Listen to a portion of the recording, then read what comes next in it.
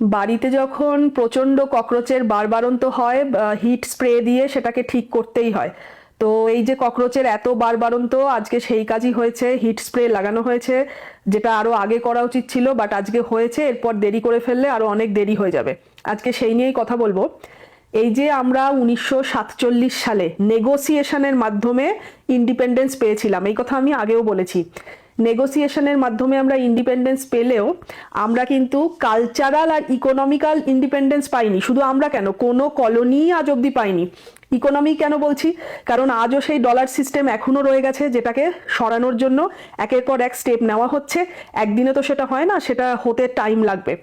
আর cultural কেন বললাম, কারণ স্কুল আর এডুকেশন সিস্টেম ব্রিটিশরা তৈরি করে দিয়েই গেছিল যাতে করে কলোনাইজেশনটা এই যে সেটা মেন্টাল স্তর অবধি আমাদের পৌঁছে যায়।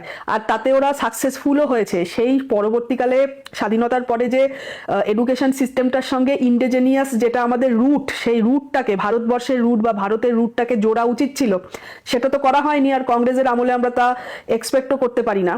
যার জন্য আজকের দিনে এই যে মেন্টাল কলোনাইজড হয়ে গেছে সবাই, সেই মেন্টাল কলোনাইজেশনটাকে ভাঙা মানে ডিকলোনাইজেশনটা ভীষণভাবে আজকের দিনে কিন্তু দরকার হয়ে পড়েছে। না হলে এই সারা পুরো ভারত কিন্তু এই ককরোচে ছেয়ে যাবে। মেন্টাল কলোনাইজেশনের লেভেল এতটা মারাত্মক যে আর তার প্রভাব শুধু লেফটিস্ট বা লিবারেলস শুধু এরাই নয়, এমনকি বহু সমর্থক এরকম রাইট উইং এর আছে যারা নিজেদের রাইট উইং বলেন, কিন্তু এই মেন্টাল কলোনাইজড এর কন্ডিশন তাদের মধ্যেও কিন্তু রয়ে গেছে আজও।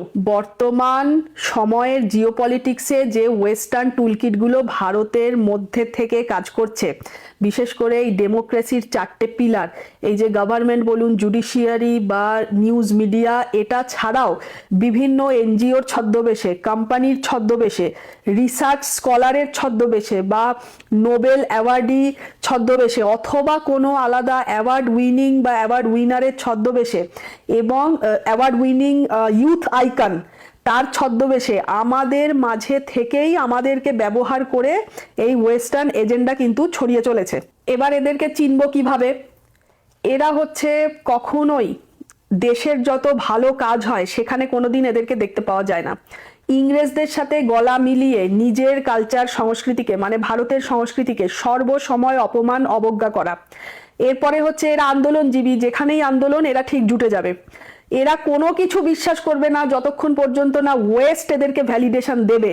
এরা ওয়েস্টের negative media headline, research paper, fake ranking এগুলোকে ইউজ করে এরা নিজেদের অ্যান্টি ইন্ডিয়া এজেন্ডা চালায়। এবারে ফেক র্যাঙ্কিং কি, এগুলোও কিন্তু ওয়েস্টই করে। কোনো সংস্থার মাধ্যমে কোনো কিছু র্যাঙ্কিং পাবলিশ করে, যেমন যেমন একটা দুটো উদাহরণ হচ্ছে হ্যাপিনেসের বিচারে ইন্ডিয়া অনেক পিছিয়ে, ইন্ডিয়ার র্যাঙ্কিং অনেক তলানিতে, এই ধরনের ফেক র্যাঙ্কিং এগুলোও কিন্তু পাবলিশ করে সেই ওয়েস্টার্ন মিডিয়া বা কোনো কোম্পানি, কোনো সংস্থার ওয়েস্টার্ন মিডিয়া তার মাধ্যমে পাবলিশ করে। আবার এরকমও করে যে এটা একরকম, আরেক রকম আছে যে ইন্ডিয়ার কোনো কোম্পানিকে স্যাবোটাজ করতে হবে, তো ওইখানের কোনো সংস্থার মাধ্যমে সেই কোম্পানি কোনো কিছু খারাপ বের করলো। মোট কথা এরা হলো তারাই যারা ভারতের সবকিছুকে খারাপ বলবে, কারণ ওয়েস্ট বলছে বলে। এরাই হচ্ছে সেই টুলকিট গ্যাংয়ের অংশ। আমরা বহু কাল ধরেই এটা আমাদের কাছে খুবই পরিচিত যে বিদেশি ফান্ড বা ওয়েস্টার্ন ফান্ড ভারতে আসে ভারতকে ডিস্টেবিলাইজ করার জন্য এবং ভারতের সরকারকে উইক করে দেওয়ার জন্য। বিশেষ করে 2014 পর থেকে আমরা যা যা প্রোপাগ্যান্ডা দেখেছি ঘটতে এই ওয়েস্টার্ন ফান্ড এসে, তার মধ্যে হচ্ছে খুবই উল্লেখযোগ্য, আমি এর আগের ভিডিওতেও দু একবার বলেছি, সেটা হচ্ছে এই যে ফার্মার প্রোটেস্ট, শাহিনবাগ প্রোটেস্ট, আরাবল্লী, আন্দামান নিকোবর, মণিপুর, তারপরে লাদাখ প্রোটেস্ট, আর এখন সবশেষে এই হচ্ছে যে এই ককরোচ প্রোটেস্ট। ভবিষ্যতে আমরা আরো অনেক দেখব। এই সব কিছুর একটা মূল লক্ষ্য থাকে যে যেটা নিয়ে শুরু হয় প্রোটেস্টটা, সেই ইস্যুতে কিন্তু শেষ হয় না, সেই ইস্যুটা ঘুরে গিয়ে অ্যান্টি ইন্ডিয়া ইস্যুতে চলে যায়। যেমন বর্তমানের যে প্রোটেস্টটা শুরু হয়েছিল নিট স্ক্যাম নিয়ে, এটা অস্বীকার করার কোনো জায়গাই নেই যে হ্যাঁ এই নিট দুর্নীতি ঘটেছে, নিট স্ক্যাম ঘটেছে। এবারে যে প্রোটেস্টের ফলাফল হতো যে হ্যাঁ এই কিভাবে নিট পরীক্ষাকে আরো সুরক্ষিত করা যায়, গভর্নমেন্টের তরফ থেকে আর কি কি পদক্ষেপ নেওয়া যায় এবং কি কি করলে যাতে হাজার হাজার পরীক্ষার্থী অসুবিধায় না পড়ে, এই সমস্ত কিছু খুবই এক্সপেক্টেড, সেটা নিয়ে প্রোটেস্ট করা যায়, সেটা নিয়ে প্রোটেস্ট শুরু হয়েছিল। মজার কথা, শুরু হলো এই প্রোটেস্ট নিয়ে যে তারপরে নিটের জন্য যে শিক্ষামন্ত্রীর পদত্যাগের দাবি নিয়ে, সেটা সম্পূর্ণ ঘুরে গেল অ্যান্টি ইন্ডিয়া প্রোটেস্টে। কি কি শুরু হয়ে গেল, মঞ্চে উঠে রাম সীতাকে নিয়ে অপমান করা।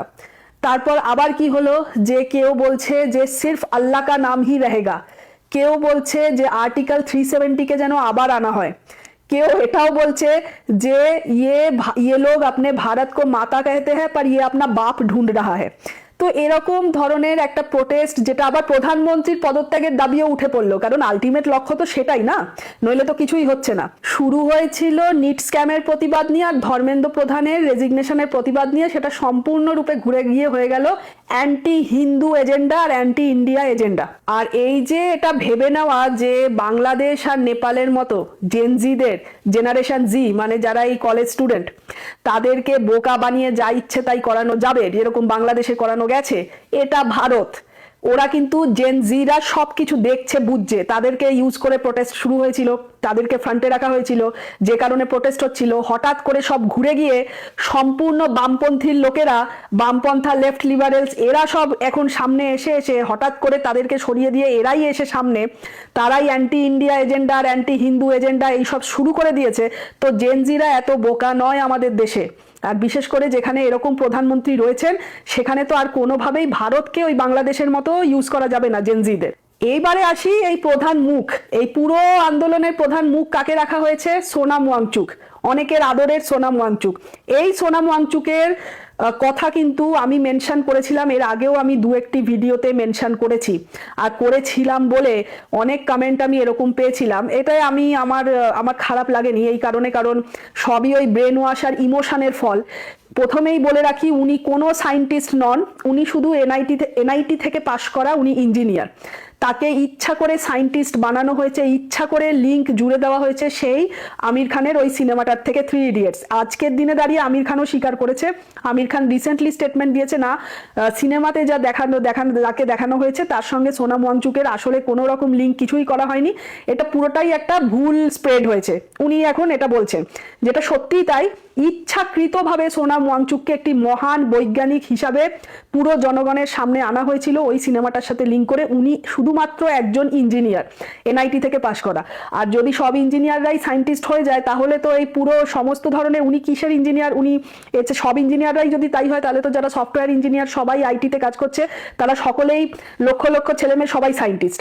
তো যাই হোক, উনি এবারে যখন আমার কমেন্টে বক্সে এসেছিল, আপনার কোনো যোগ্যতা আছে ওনাকে নিয়ে কথা বলার, বা উনি এত বড় মহান সায়েন্টিস্ট, এই সমস্ত কিছু ওনাকে নিয়ে আপনি কথা বলছেন, উনি জানেন, আপনি জানেন উনি দেশের জন্য কি কি করেছেন? যারা লিখেছে তারাও জানে না উনি দেশের জন্য আদৌ কিছু করেছেন কিনা। তো সেই জায়গায় দাঁড়িয়ে ইচ্ছাকৃতভাবে এই সমস্ত কিছু প্ল্যান প্রোগ্রাম করে স্ট্র্যাটেজি করা হয়েছিল, যাতে সোনাম ওয়াংচুককে প্রাইম ফেস করা যায়। আর লোকে ওই ধরনের কমেন্ট করেছে, এতে লোকের দোষ নেই, আমাকে কমেন্ট করেছে, বা যারা যারা সোনাম ওয়াংচুককে সামনে আনছে তাদের উপরে ঝাঁপিয়ে পড়ছে ইমোশন থেকে, ওই যে একটা ভাবমূর্তি সাজিয়ে দেওয়া হয়েছে সেখান থেকেই। কিন্তু তাহলে সোনাম ওয়াংচুককে যদি মহান প্রতিমূর্তি সাজাতে হয়, তাহলে তো ডক্টর মোহাম্মদ ইউনুস কি ক্ষতি করলো বাংলাদেশের? সেও তো তাহলে মহান আত্মা। আসলে এই আমেরিকা, চীনের অনেক আশা ছিল রাহুল গান্ধীকে নিয়ে, 30 বছরে তো আশায় জল ঢেলেছে। এরপরে এই কেজরিওয়াল, দিদি, তারপরে এছাড়া দিদি বা পিসি যাই বলুন, এছাড়া হচ্ছে শাহিনবাগ প্রোটেস্ট, ফার্মার প্রোটেস্ট, আজকের ককরোচ প্রোটেস্ট, কোনো কিছুতে তো কিছুই কাজ হচ্ছে না। আমার মনে হয় এই ককরোচ প্রোটেস্টে গভর্নমেন্ট এতদিন এই কারণে অ্যাকশন নেয়নি, কারণ জাস্ট দেখতে চাইছিল যে বড় বড় ফেস ভ্যালু, যারা বড় মুখ, এই যে সোনাম ওয়াংচুকের মতো, তারা অ্যাকচুয়ালি রয়েছে, তারা যাতে সামনে আসুক, এই জন্যই এতদিন অ্যাকশন নেয়নি। এটা আমার ধারণা। কারণ এই সোনাম ওয়াংচুকের ফেস ভ্যালু, যেটা একটু আগে বললাম, তার ক্রেডিবিলিটি, এটা অনেক দিন আগে থেকেই তো তৈরি করা হয়েছে ওই সিনেমার মাধ্যমে। আর যেভাবে বললাম যে লোকে ইমোশনাল হয়ে গিয়ে ঝাঁপিয়ে পড়ছে যে কার সম্বন্ধে বলছেন, কি বলছেন জানেন। তো যাই হোক, এই ঠিক যেরকম ডক্টর ইউনুসের ক্রেডিবিলিটি, ফেস ভ্যালু, সেটাও কিন্তু নোবেল প্রাইজ দেওয়ার মাধ্যম দিয়ে তৈরি করা হয়েছিল, ঠিক সেরকম এই সোনাম ওয়াংচুকেরও ফেস ভ্যালু, ক্রেডিবিলিটি অনেক দিন ধরে তৈরি হয়েছে। যেরকম অনেক রকম বিদেশি অ্যাওয়ার্ড তাকে দেওয়া হয়েছে, ইচ্ছাকৃতভাবে 3 ইডিয়টস সিনেমাটার ক্যারেক্টারের সাথে কানেকশন করিয়ে দেওয়া হয়েছে, শুধুমাত্র ভারতে যাতে পরিচিতি আরো বেশি করে বাড়তে থাকে। আর এটা এতদিনে অনেকেই জেনে গেছেন যে এই সোনাম ওয়াংচুকের এনজিও গুলো কিন্তু বিদেশি ফান্ডেই চলে। সুতরাং এক কথায় এই ইউনুস, ওয়াংচুক এদের ব্যাপারে একটাই কথা বলা যায় যে দুর্জন যদি বিদ্বানও হয় তবুও তারা পরিত্যাজ্যই হয়। সহজ বাংলায় কঠিন ভূরাজনীতি, এটি আমার ইউটিউব চ্যানেল। সকলকে অনুরোধ করব পূর্ববর্তী সমস্ত ভিডিও দেখতে এই ইউটিউব চ্যানেলে আসবেন। এখানে প্লেলিস্টে 3টে প্লেলিস্ট আছে। একটি প্লেলিস্ট প্রথম যেটি ইউএস ডলারের উত্থান, কিভাবে fiat currency reserve currency status পেয়েছে, তারপর থেকে পুরো পৃথিবীতে ডলারের হেজিমনি কিভাবে চালিয়েছে, পুঙ্খানুপুঙ্খ ডিটেলস ব্যাখ্যা আমি করেছি সহজ বাংলায়। এছাড়া চায়না সিরিজের উপরে প্লেলিস্ট, আর তৃতীয় প্লেলিস্ট হচ্ছে বর্তমানে ডলারাইজেশনের উপরে বর্তমানে যা যা ঘটছে। সকলকে অনুরোধ করব এই চ্যানেলে গিয়ে পূর্ববর্তী সমস্ত ভিডিও দেখলে আপনাদের আরও সব কিছু পরিষ্কার হবে।